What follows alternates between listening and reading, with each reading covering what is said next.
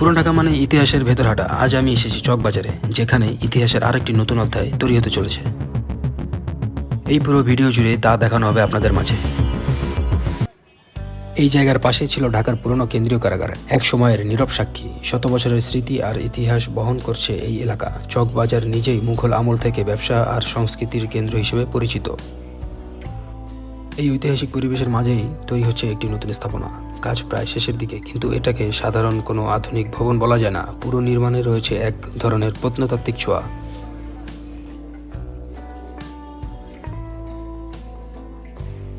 অনেকে বলছেন এমন স্থাপনা পুরান ঢাকার সৌন্দর্য আরও বাড়াবে, আবার কারো আশা এই জায়গাটি ভবিষ্যতে ইতিহাস জানার একটি গুরুত্বপূর্ণ কেন্দ্র হয়ে উঠবে।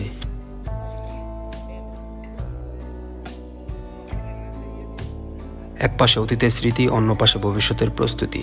এই নতুন স্থাপনাটি যেন পুরান ঢাকার ইতিহাস আর বর্তমান সময়ের মধ্যে একটি সেতুবন্ধন তৈরি করছে।